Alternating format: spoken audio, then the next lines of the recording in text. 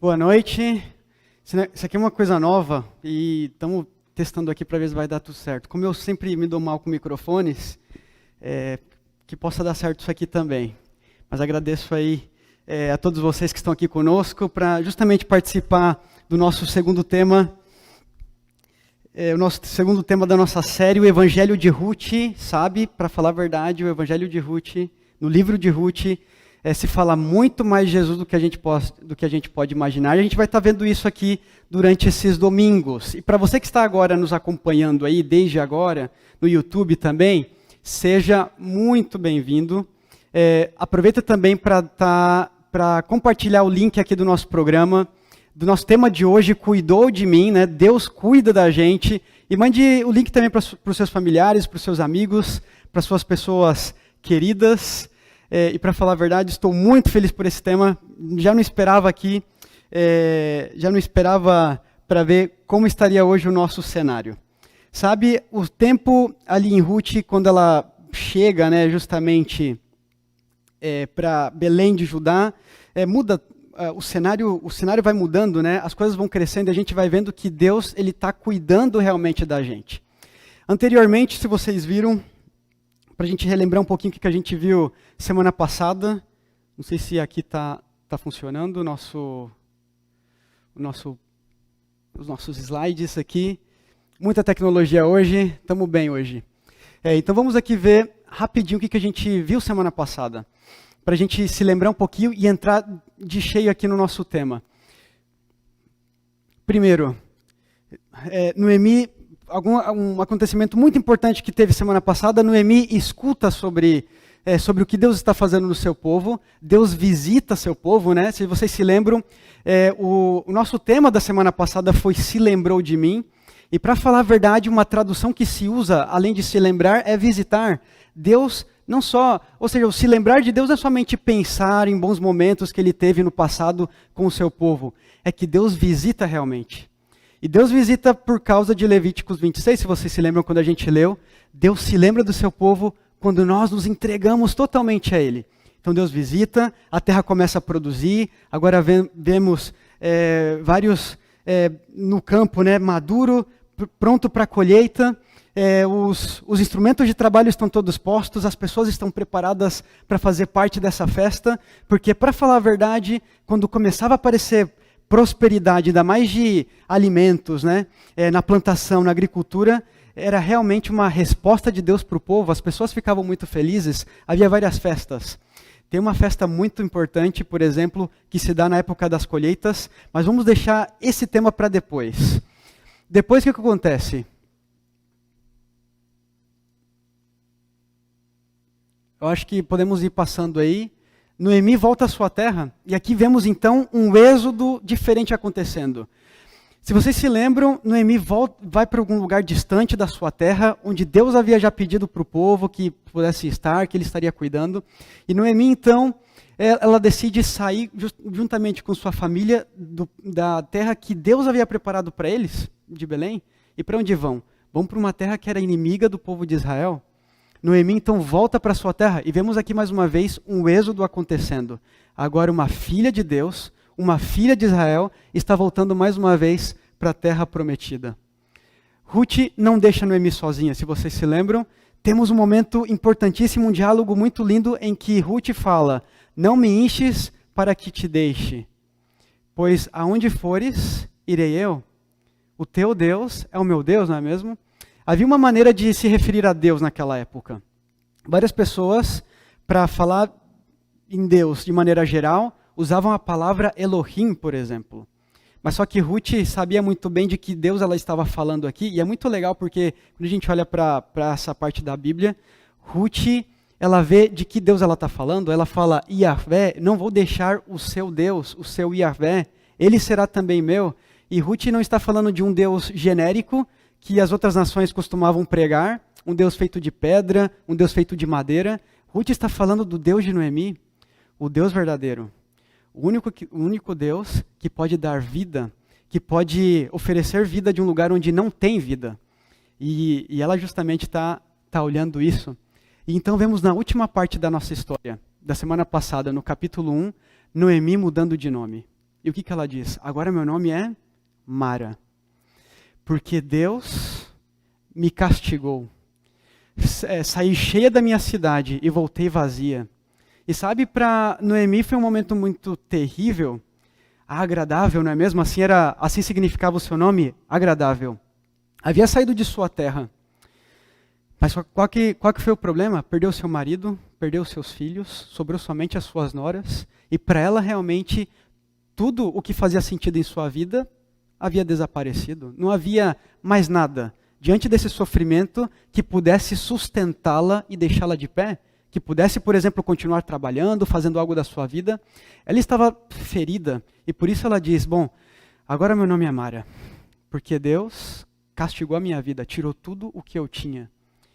Pena que ela não percebeu qual era o grande plano de Deus para a vida dela, porque enquanto ela estava em um país que sempre negou a Deus, e depois de escutar o que Deus estava fazendo na sua terra, Deus está atraindo ela através da sua graça, através da sua mão, através do seu cuidado, para que de alguma maneira Ele a pudesse levar de volta para a sua terra prometida. É que Deus não causou sofrimento para a vida dela, é que às vezes confundimos tudo isso e colocamos a culpa em Deus onde Ele não está, por exemplo. Geralmente, quando algo de ruim acontece em nossa vida, a primeira coisa que pensamos é, com certeza é culpa de Deus. Mas será que é culpa de Deus mesmo? Porque se olhamos no final dessa história, vemos Noemi de volta à sua casa, as pessoas estão falando dela, é claro, na Bíblia vai dizer que está havendo um murmúrio sem fim, as pessoas olham para Noemi e perguntam, não é essa Noemi de 10 anos atrás, que havia saído da nossa terra, que havia deixado Deus, por exemplo, para ir para uma terra estrangeira procurar alimento, pão? Não faz sentido isso. Por que ela deixa Deus? E sabe, Noemi acaba sendo realmente alvo de várias críticas, porque em um certo momento da sua vida, acaba deixando Deus, deixando a sua terra. Mas só que os propósitos de Deus, às vezes a gente não entende, né, o que acontece em nossa vida. E na verdade, Deus trouxe ela para resgatá-la da condição da qual ela vivia. Uma terra sem Deus. Uma terra que não produzia. Uma terra sem esperança, para falar a verdade, porque se não tem Deus, com certeza a morte é a primeira que bate à sua porta. E ela então é resgatada por Deus e levada agora à sua casa.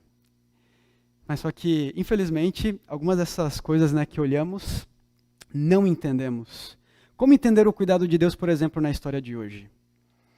Me lembro de certa vez que eu estava colportando em um lugar um pouco distante daqui. Estava no Texas, sul dos Estados Unidos, e bem ao sul do Texas também, uma cidade chamada San Juan, a 2 horas da fronteira com o México. E se vocês se lembram, algum tempo atrás contei uma história sobre esse mesmo lugar, de uma troca preta, da qual tive medo de ser sequestrado por terroristas que passavam perto dessa fronteira e que levavam para o México várias pessoas e depois ninguém mais sabia delas. Acontece que essa história que aconteceu comigo, aconteceu 2 semanas depois dessa experiência que eu tive com a temível troca preta. E o que aconteceu? Estava eu caminhando pelas ruas de San Juan, em um bairro bem bonito, casas grandes e tudo mais. E cheguei numa casa então, e parecia que ela estava vazia. E nessa casa, bati palmas ali, só que ninguém aparecia. Então, olhando ali de um lado para o outro, também vi que não tinha cachorro, fiquei mais tranquilo. Mas só que essa parte da casa parecia que não tinha ninguém mesmo, então não me atrevi ali a entrar e tocar a campainha naquela parte. Então dei a volta ali, era uma casa de esquina. E na hora que eu fui dando a volta ali para ver se tinha mais casas depois dela, vi que a garagem dessa casa estava aberta. O portão dela estava ali meio aberto. Então beleza, fui por ali, vi que não tinha ninguém, estava sem o carro, e bem dessas garagens típicas de filmes que vemos por aí, instrumentos assim nas paredes, instrumentos de trabalho, e havia ali então uma porta que dava para a cozinha dessa casa. E ali eu vi do lado da porta, então, justamente um botãozinho brilhante, e eu vi, com certeza ali é a campainha. Então fui lá, bati palma primeiro para ver se alguém estava ali, mas nada aconteceu, e então apertei a campainha. E vocês não acreditam o que aconteceu. É algo que eu não esperava. Algo que eu não esperava realmente aconteceu naquele momento que eu apertei aquela campainha. E sabe, descobri naquele momento que não era uma campainha. Era o próprio controle do portão. E o portão começou a fechar. Eu olhei para trás, e aí eu senti que a alma saiu do corpo, sabe? Por mais que a gente não acredite nessas coisas, mas eu senti isso, sabe? Fiquei amarelo, azul, roxo. Falei, meu Deus, o que está acontecendo? Está fechando, vou me encontrar aqui dentro, vou ser deportado. E aí, era somente janeiro ainda, tinha chegado em dezembro. O visto o carimbo que tinham dado no meu passaporte quando entrei no país era de 6 meses. Saía assim, rápido demais. Não era muito legal e depois não ia poder voltar. Então a porta foi fechando e eu, olhando para um lado, para o outro, não sabia o que fazer. Perdi a noção do que estava acontecendo e eu falei, pronto, acabou. E eu esperava que eu ia realmente desmaiar naquele lugar. Mas só que por algum motivo, veio um instinto assim, sabe? E que falava assim, aperta no botão de novo. Fui lá e apertei no botão de novo. Eu acho que era o mais lógico de se fazer, não é mesmo? E na hora que o portão já estava na metade assim, fechando, já não podia ver mais a luz do dia, né? Já estava, pronto, acabou para mim. Então ela começou a abrir de novo e eu falei, ufa. E aí voltei à coloração normal, né, da pele e saí correndo daquele lugar. Não queria mais ver aquela casa. Sabe, naquele momento eu pensei assim, realmente... Até agora eu lembro dessa história, eu já perco um pouco o ar. Mas naquele momento eu vi, Deus é muito bom. E me livrou de algo que eu não sei o que poderia acontecer depois. Sabe, com certeza você já passou por algum momento assim, não talvez de quase ficar preso numa casa nos Estados Unidos, no sul do Texas, 2 horas do México. Mas já houve vários desses momentos na sua vida que você olhou assim, poxa, o Senhor me cuidou realmente. Obrigado, Deus. Por algo pior não ter acontecido, ainda mais nesse caso.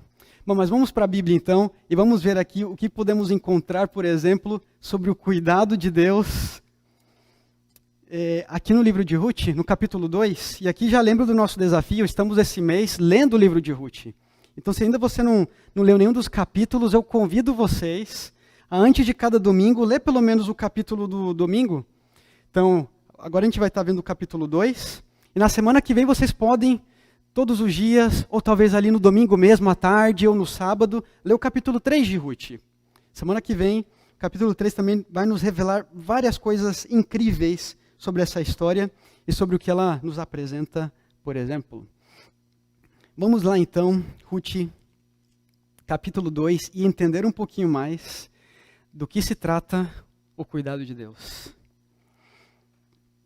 Diz o seguinte, tinha Noemi, um parente de seu marido, senhor de muitos bens, da família de Elimeleque, o qual se chamava Boaz. Versículo 2, Ruth, a moabita, disse a Noemi, deixa-me ir ao campo e apanharei espigas atrás daquele que me favorecer. Ela lhe disse, vai minha filha. E aqui vemos aqui o começo da nossa história já. Já começamos a ver um novo personagem, né? Não é mesmo? E temos aqui Boaz, mas tenho que falar um pouquinho dele um pouquinho depois ainda. Acontece que, naquela época, eu acho que vai ficar difícil para vocês daqui lerem, mas havia um problema. E para a gente somente lembrar aqui qual que era o contexto da história que estamos passando, é que Ruth, por ser moabita, já havia um problema. Havíamos lido esse versículo na semana passada, mas olha só, Deuteronômio 23, 3 e 4 vai dizer o seguinte, nenhum amonita, nem moabita entrará na congregação do Senhor, nem ainda sua 10ª geração entrará na congregação do Senhor eternamente. Vocês vão ver em alguns momentos da Bíblia que Deus vai deixar estipulado, por exemplo, uma maneira de abençoar as pessoas, ou seja, até onde vai as suas bênçãos e até onde vai as suas maldições, para aqueles que decidem desobedecer os seus mandamentos. Nesse caso, para os moabitas e para os amonitas, que eram nações que odiavam Israel e que fizeram muitas coisas terríveis contra Israel, Deus ele muda isso. Porque para as outras nações ele fala, até a 3ª e 4ª geração, vocês não entrarão na congregação ou serão amaldiçoados. Mas aqui para Moab é diferente. Deus expande esse tempo. E ele fala, até a sua 10ª geração. Agora aqui tem uma conexão bem interessante com os 10 mandamentos. Por quê? Porque os amonitas e os moabitas, ao fazerem isso contra Israel, estão negando todos os mandamentos de Deus. Negando o amor ao seu próximo e negando também a Deus. Agora, por quê? Por que isso acontece somente com Moabe? E nesse caso também com Amon, né, com os amonitas? E então ele explica: porquanto não saíram com pão e água a receber-vos no caminho quando saís do Egito, e porquanto alugaram contra ti a Balaão, filho de Beor, de Petor, de Mesopotâmia, para te amaldiçoar. Ou seja, aqui vemos que muitas coisas eles fizeram de errado, contrataram um profeta para amaldiçoar o povo, não deram pão e água para Israel quando eles saíram do Egito. Então aqui a gente já vê uma pequena treta, né, se podemos dizer assim, dessas duas nações, Moabe e Israel. Agora, se a gente passa para frente aqui, vamos encontrar uma lei na qual Deus dá a seus filhos para cuidar, por exemplo, das pessoas como Ruth. Ruth era estrangeira, Ruth era viúva, Ruth era pobre nesse momento quando chega a Israel. Já não tinha mais nada, por exemplo, para se cuidar. E aqui eles vão falando: não perverterás o direito do estrangeiro e do órfão, nem tomarás em penhor a roupa da viúva, mas lembrar-te-ás de que foste servo no Egito e de que o Senhor teu Deus te livrou dali. Pelo que te ordeno que faças isso. Agora, o que temos que fazer então, Senhor? Então, Deuteronômio 24, 19. Quando no teu campo colheres a tua colheita, e aqui estamos na colheita, e esqueceres um molho no campo, não tornarás a tomá-lo. Para o estrangeiro, para o órfão e para a viúva será, para que o Senhor teu Deus te abençoe em toda a obra das tuas mãos. E aqui vemos isso. Agora Ruth, na sua responsabilidade de ser filha de Noemi, porque foi essa promessa que ela fez: não vou te deixar, nem que a morte me venha, e estarei te cuidando, né? Ruth quer ser filha de Noemi realmente. E aqui justamente vemos uma lei que vai estar ajudando Ruth nos próximos versículos. A questão e aqui, se vocês quiserem, já pode tirar aqui do nosso PowerPoint, só depois a gente vai estar usando agora. A questão vimos aqui que ela apresenta Boaz. Quem é Boaz? E logo no versículo 1 vai dizer, Senhor de muitos bens.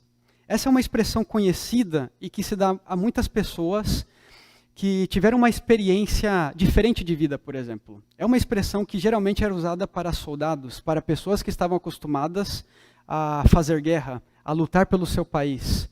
Senhor de muitos bens, na verdade, não deveria ser a tradução. A melhor tradução é valente, corajoso ou guerreiro. Ou seja, Boaz então era um homem corajoso, guerreiro. E isso, na verdade, amplifica um pouco com o significado do seu nome. Boaz, e como nós falamos, né, anteriormente, os nomes na Bíblia têm muita importância. Boaz quer dizer nele há força, nele há valentia. Portanto, essa expressão que deram para ele, como um título, né, na verdade, em hebraico vai estar Gibor Hayu. Boaz era um Gibor Hayu, um homem valente, um homem valoroso.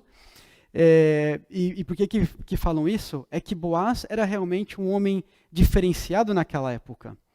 Então vemos Ruth agora, no versículo 2. E ela então pede para Noemi, para ir ao campo e colher o trigo. E no versículo 3 então temos a continuidade aqui.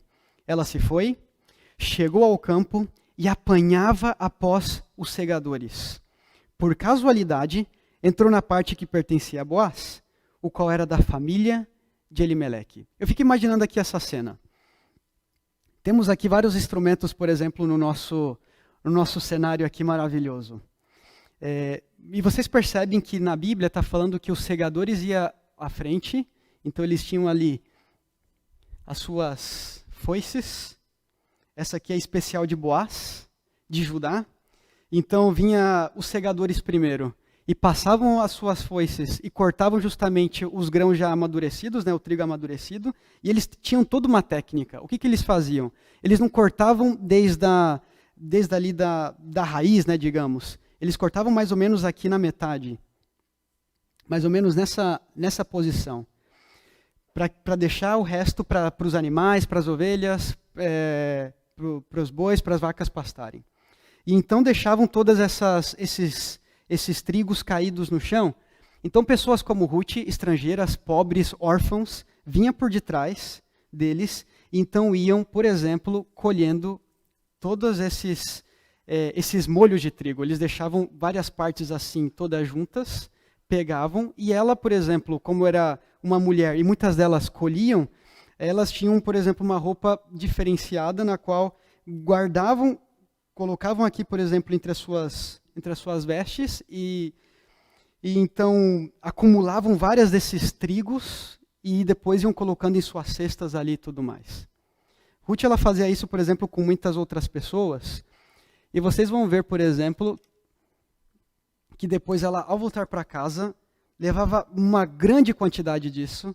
E aqui, não sei se vocês vão poder ver, mas ela trazia então para sua casa e deixava ali tudo que ela podia conseguir no campo, na colheita, que Boaz ali havia deixado para ela, nesse caso, no seu campo, né? Ele tinha um território.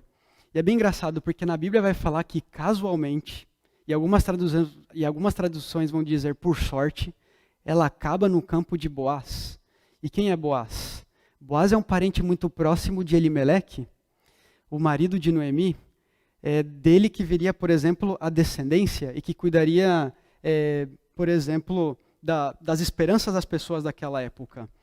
Se vocês forem ver até mesmo na próxima imagem, né, que deixamos aí no PowerPoint, é mais ou menos o que eu havia comentado sobre como faziam justamente as mulheres. Elas guardavam, elas colocavam, por exemplo, o trigo, como eu acabei de mostrar, em parte da sua roupa, ia juntando e depois traziam ali para cestas e tudo mais. Agora sim, agora terminamos aqui a nossa apresentação. Ou seja, vemos que Deus sempre pensou nessas pessoas. E por mais que elas estivessem ali estrangeiras, sem cuidado nenhum, era o que Deus mais mostrava para cada uma delas. Ele dava segurança para todas essas pessoas, para que de alguma maneira pudessem continuar com as suas vidas normalmente. Várias dessas pessoas que chegavam, por exemplo, a Israel ou a Belém, não tinham oportunidade de trabalho, não podiam fazer nada, por isso iam aos campos. E nesses campos, geralmente o que se fazia era, os homens, né, do dono do campo colhiam o que estava no meio e deixavam somente os cantos, a parte que rodeava tudo isso. Eles deixavam essas partes tranquilas, para que pessoas como Ruth, órfãos, viúvas, pobres, estrangeiras, pudessem ir então lá e buscar todos esses trigos que haviam sido deixados e separados para eles. Então eles não podiam temer, não podiam ter medo, por exemplo, do futuro, do que poderia acontecer. Sabiam que de alguma maneira estavam sendo cuidados, poderiam ter outras oportunidades de alimento, de tudo mais, né? De cuidado, para que pudessem seguir então adiante com suas vidas. E sabe, aqui vemos realmente Deus, de uma forma indireta, através do seu povo, cuidando dessas pessoas vulneráveis.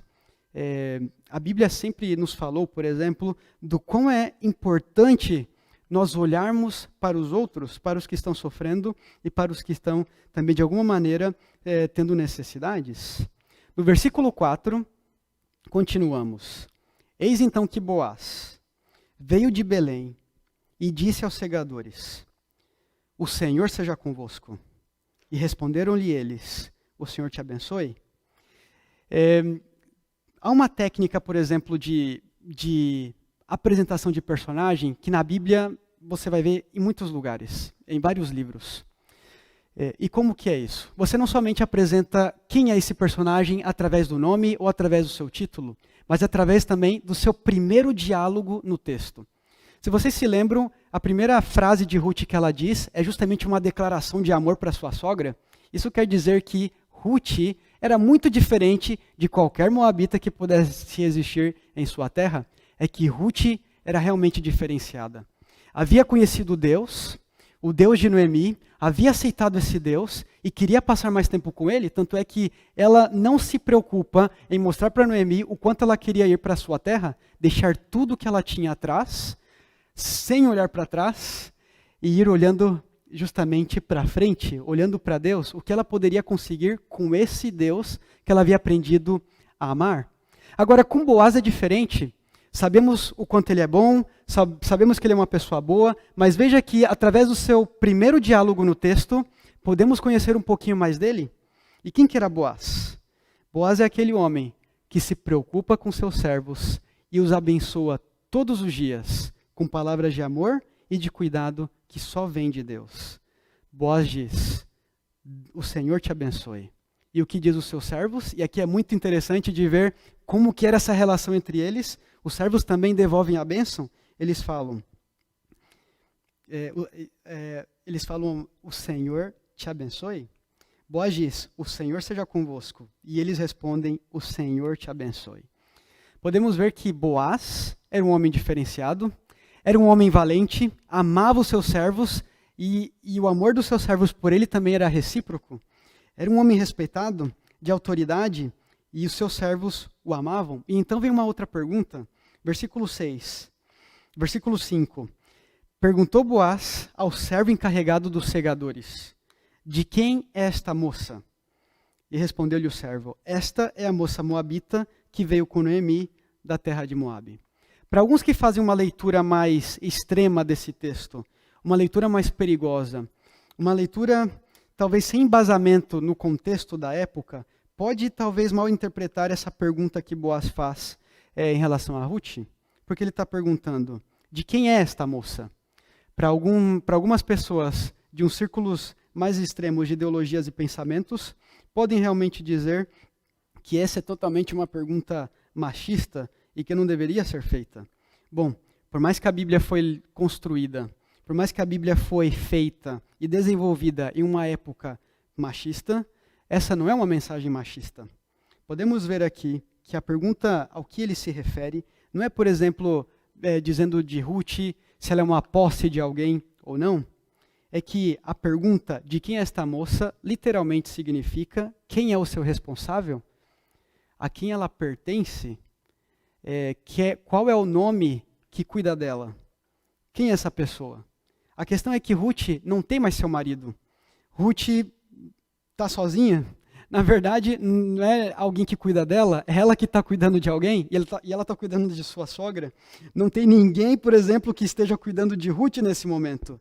Está sozinha, deixou sua terra, deixou tudo o que conhecia, todos os seus familiares, e parou numa terra estrangeira, desconhecida, de um Deus que não conhecia antes, cuidando de alguém, sendo responsável por alguém.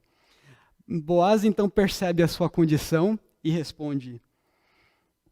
E o servo depois vai responder para ele no versículo 7. Deixa-me rebuscar espigas e ajuntá-las entre as gavelas após os segadores. Assim ela veio.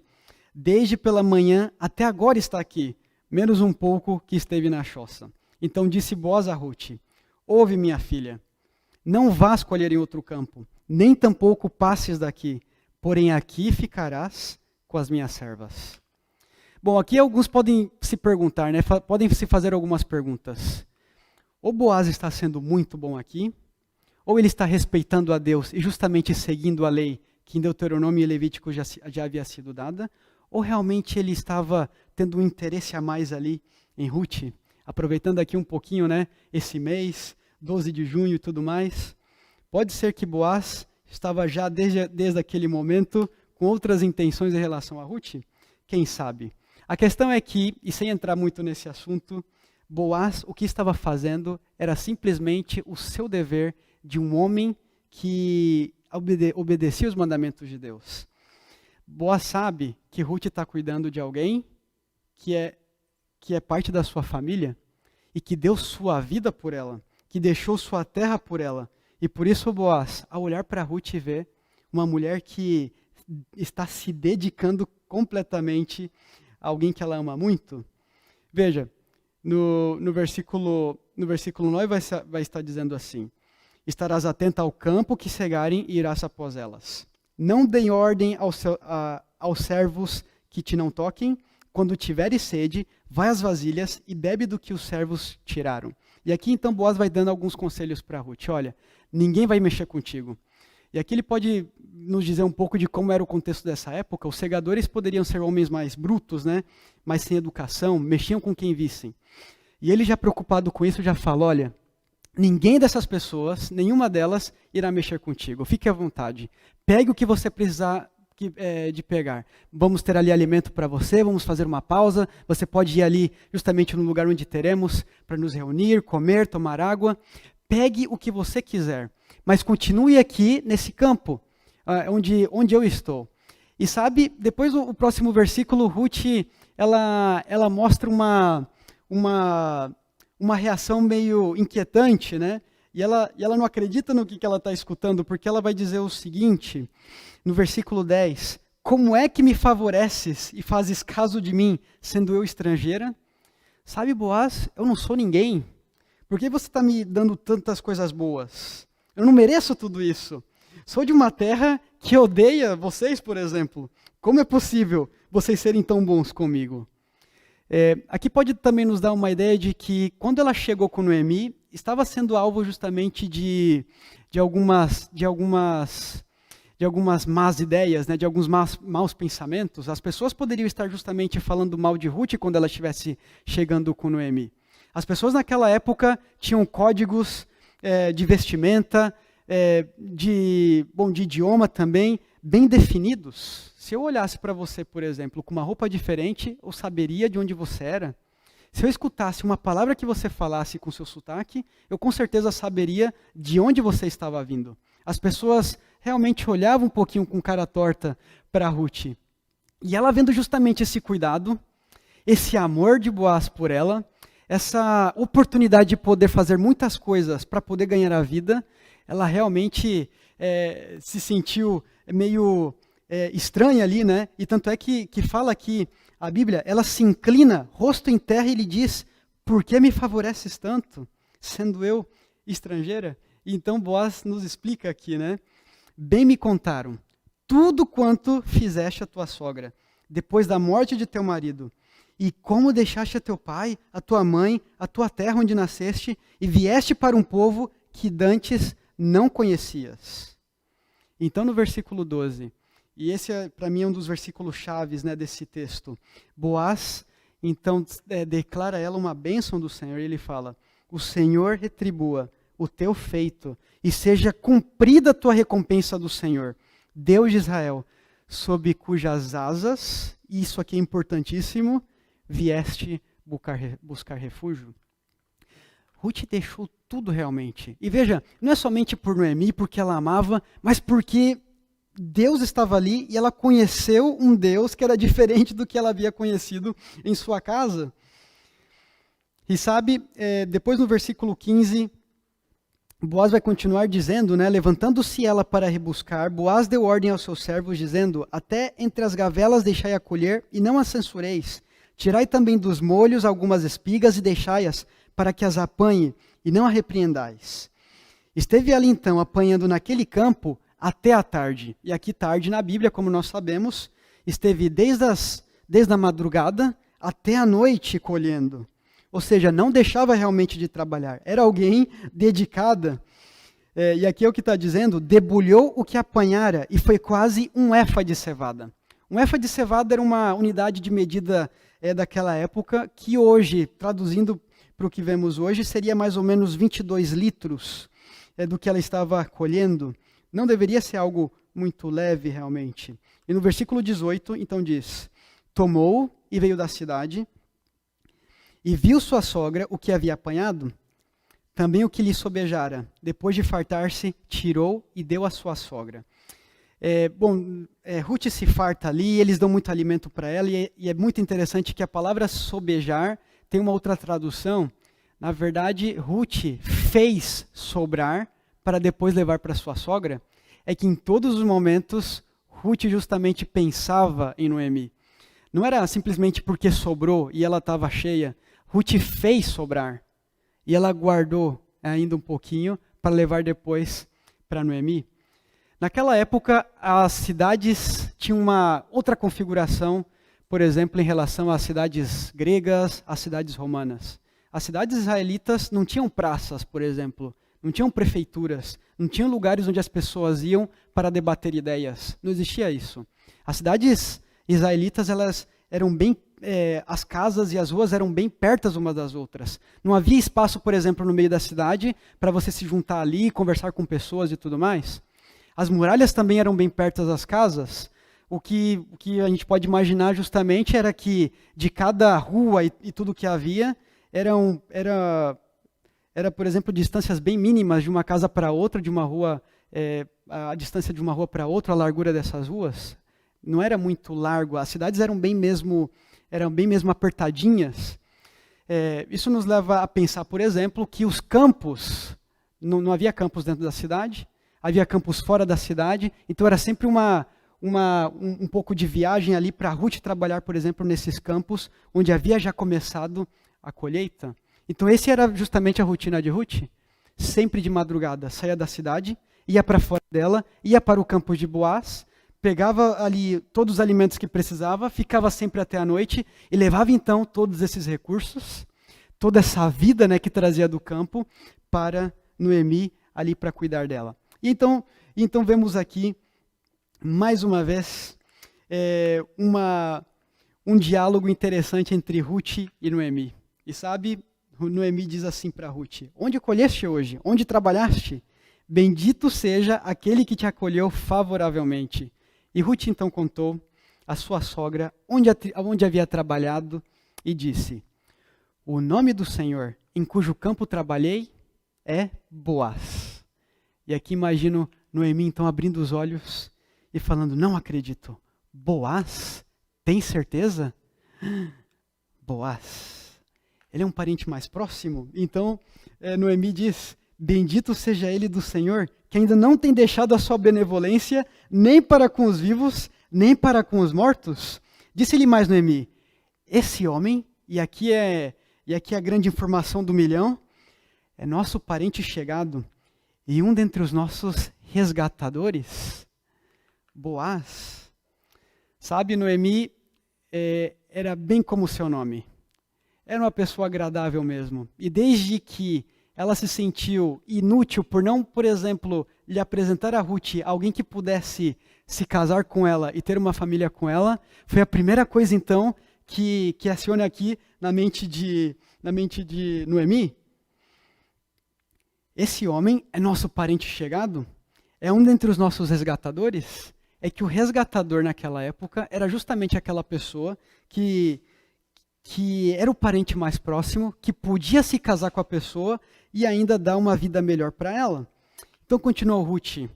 E é bem engraçado, né, que quando nós vamos lendo aqui a Bíblia, vocês vão ver que geralmente quando eles vão falar o nome de Ruth, eles em seguida já falam da onde ela veio. O que fala aqui? Continua Ruth, a moabita, a estrangeira, uma pessoa que supostamente não conhece a Deus. Também ainda me disse, isso é o que Ruth está falando agora para ela: com os meus servos ficarás, até que acabem toda a cega que tenho. Disse Noemi à sua nora: bom será, filha minha, que saias com essas servas dele, para que no outro campo não te molestem. Então aí acaba o nosso capítulo. Ela fala: assim passou ela a companhia das servas de Boaz para colher, até que a cega da cevada e do trigo se acabou, e ficou então com a sua sogra. Ruth estava com Noemi.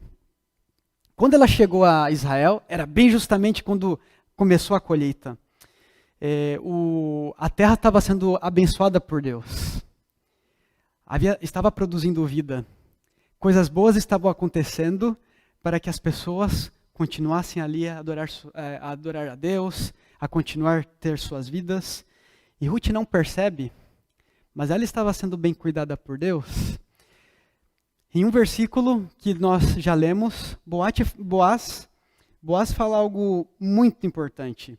Ele fala que Deus te abençoe, porque você veio aqui nessa terra para abrigar nas asas do nosso Deus.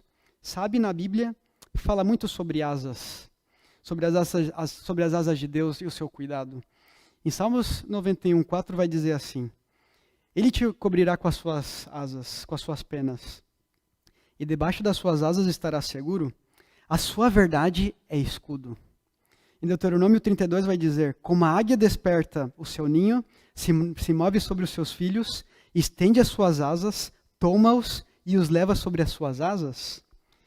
Salmos 17:8: guarda-me como a menina do olho, esconda-me, Senhor, à sombra das tuas asas. Quão preciosa é, ó Deus, a tua benignidade, e por isso os filhos dos homens se abrigam à sombra das tuas asas. Só mais um aqui. Tem misericórdia de mim, ó Deus, em Salmo 57:1.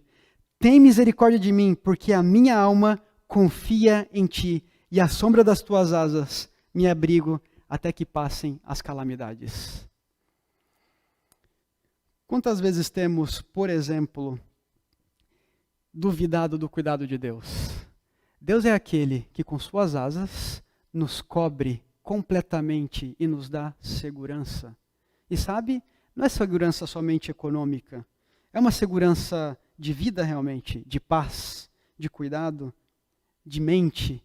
Deus com suas asas nos cobre em todo momento, e por mais que passamos por algumas dificuldades, às vezes não vemos, o que está acontecendo por trás, Deus está sempre ali, nos cobrindo com as suas asas.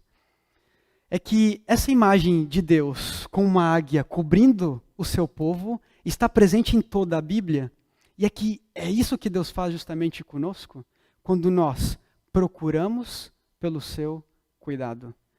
Ruth faz isso, sem olhar para trás. Ela olha para uma possibilidade bonita. E sabe, desde Israel ela pode ver ali as montanhas de Moabe e tudo mais.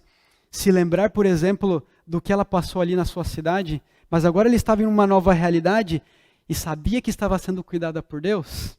O engraçado é que Boaz fala para ela: tomara que Deus te abençoe e muito, e que te cubra com as suas asas.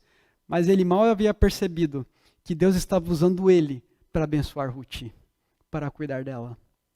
Às vezes, queremos o cuidado de Deus e que ele venha somente de uma direção, mas esquecemos que Deus pode usar pessoas para cuidar de nós. Melhor ainda, usar cada um de nós para cuidar de pessoas. Pode ser que às vezes tenhamos aí errado nessa questão. Sabe? Não temos visto pessoas ao nosso lado como pessoas que precisam ser cuidadas por nós. E temos deixado essas pessoas sozinhas muitas vezes. O que Deus está mostrando aqui para a gente é que através das suas asas, Ele nunca nos deixará sozinho, por mais que nossos amigos, nossa família, nos deixem sozinhos algumas vezes. É que é realmente o exercício de confiança. É você pensar que em todo momento Deus está te cobrindo com as suas asas, por mais que não pareça. Posso te dizer uma coisa? Deus sempre está. Sempre está. Por mais que não pareça, Deus sempre está cuidando dos seus filhos. E pode ser, sabe, através de Boaz, pode ser através do seu emprego, pode ser através de palavras boas que você escuta sempre, de abraços. Deus pode usar a gente para cuidar de outras pessoas, assim como também pode usar outras pessoas para cuidar da gente. O ponto aqui é que o cuidado de Deus, ele se manifesta de maneiras diferentes na vida de todos nós. Bom, na minha experiência, Deus me ajudou, por exemplo, a apertar o botão o mais rápido possível para não ficar preso dentro de uma casa e sair correndo daquele lugar. Eu vi o cuidado de Deus ali, por mais que pareça ser um pouco mais simples. Mas quantas vezes Deus não tem já te livrado em vários momentos da sua vida e não temos percebido que Ele estava ali, com as suas asas, nos cobrindo. Sabe, o cuidado de Deus se resume na história de um homem, de uma cidade do interior de São Paulo, que após conversar com seus cunhados, percebe que talvez seria importante comprar uma Bíblia para sua família. É que depois dessa conversa, sabe, com seus cunhados disseram: olha, passou aqui um homem, compramos a Bíblia e você também deveria comprar uma Bíblia. Então esse homem pensando: tá, posso comprar uma Bíblia, mas a Bíblia que eu tenho que comprar só tem uma, tem que ser uma Bíblia católica. Aí eles: não, tá bom. E sabe, conversa vai e vem, esses cunhados com esse homem conversam, então descobrem ali que o padre dessa cidade tinha uma Bíblia. Então vão lá falar com o padre para saber se tinha mais Bíblias nessa cidade. E aí o padre diz, bom, eu não posso vender essa Bíblia aqui que eu tenho, porque se eu vendê-la, para onde eu vou justamente fazer o meu serviço? Porque é a única Bíblia que tem, é a única Bíblia da cidade, essa que eu tenho, é a única Bíblia católica daqui. E então esse homem olha para o padre e fala assim, não, padre, mas diz o seu preço. Qual é o preço que você cobra por essa Bíblia? Porque eu quero comprar. Sabe, esse homem não sabia ler? Como um homem que não sabe ler insistia tanto a um padre para comprar uma Bíblia? Como assim? Como entender essas coisas? E o padre, então, para já cortar esse assunto e talvez já assustar esse homem, não é mesmo? Para ele não insistir mais na compra dessa Bíblia, ele fala, olha, R$2.000 essa Bíblia. E aí, com certeza, o padre ali dentro, né? Agora sim, agora ele vai me deixar um pouco tranquilo aqui e me deixar trabalhar sozinho com a minha Bíblia. Só que o homem foi para casa e pensou, é um preço, né? Queria comprar essa Bíblia justamente para a sua família. E o tempo passou. E esse homem, para muitos poderiam dizer, né, que essa ação que ele fez foi uma loucura. Como assim? Vender uma vaca para comprar uma Bíblia? R$2.000? O que seria R$2.000 hoje? Não é possível. Pagar tudo isso por uma Bíblia? E foi assim. Vendeu sua vaca, juntou R$2.000 e foi justamente falar com esse padre. Ele falou, olha padre, é o seguinte, o senhor deu o preço nessa Bíblia. O senhor disse que essa Bíblia custaria R$2.000. Aqui está o dinheiro.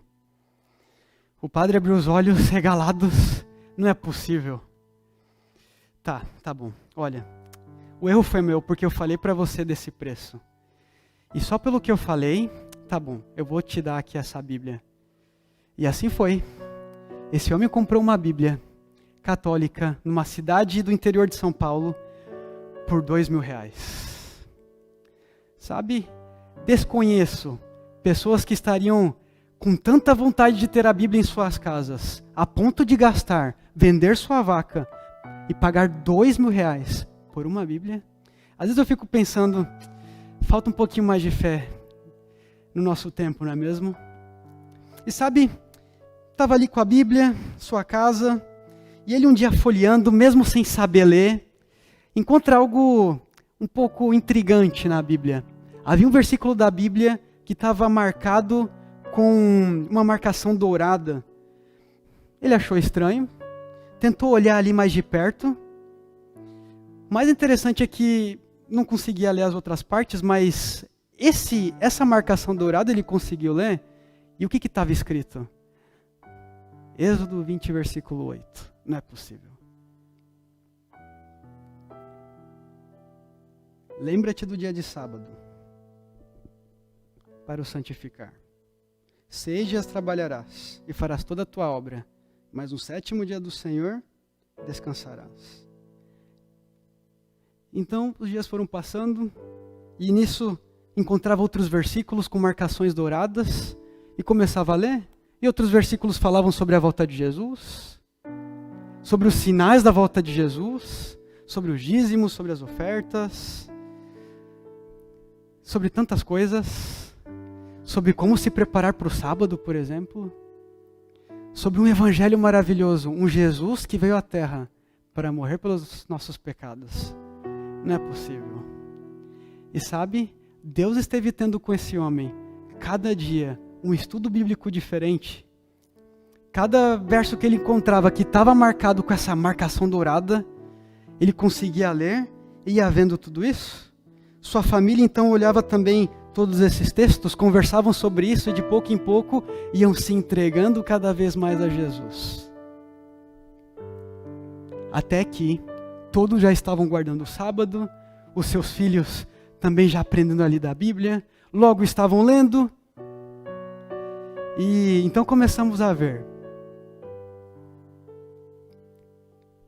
o cuidado de Deus por essas pessoas. Numa cidade mais próxima, encontramos que há outras pessoas que guardavam o sábado, vão para lá, conhecem eles e depois se batizam, se tornam adventistas do 7º dia. O mais interessante é que se hoje você ler essa Bíblia, olhar essa Bíblia, você não vai encontrar nenhuma marcação dourada. era Deus mesmo, mostrando para aquele homem a sua mensagem de salvação para aquela família. É que o cuidado de Deus para todos nós acontece de maneiras diferentes. Mas sabe o que é mais legal? É que essa família continuou bem firme. E até um dos filhos desse homem depois veio para Tatuí, trabalhou vários anos servindo a Deus. E hoje ele está aqui nessa igreja.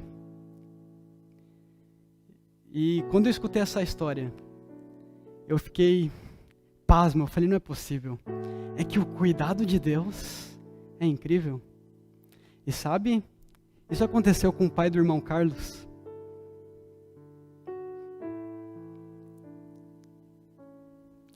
E agradeço muito também pelo Senhor ter me contado essa história. E saber que Deus trabalha de maneiras diferentes. Ele está com as suas asas cobrindo cada um de nós.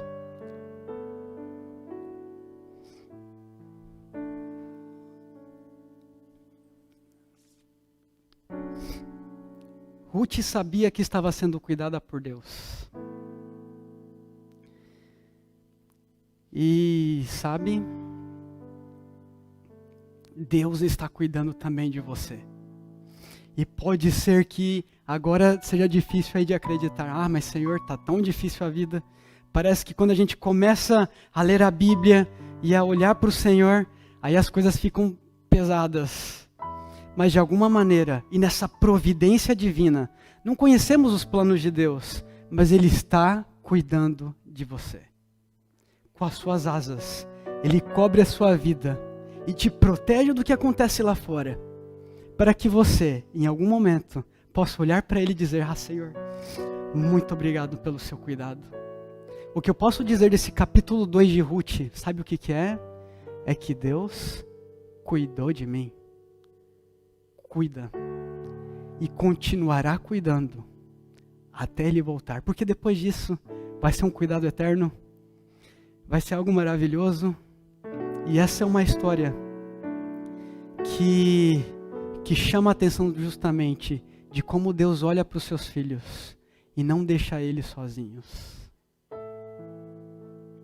Eu espero que hoje, sabe, possamos também fazer uma decisão e aceitar esse cuidado de Deus pela nossa vida.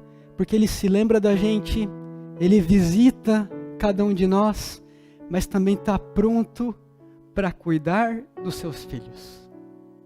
E hoje nós vamos cantar agora uma canção, na qual mostra justamente Ruth, nessa cidade onde ela não conhecia, a seguir a Deus, aceitar o seu cuidado, não olhar para trás e aceitar as bênçãos que vêm só dele.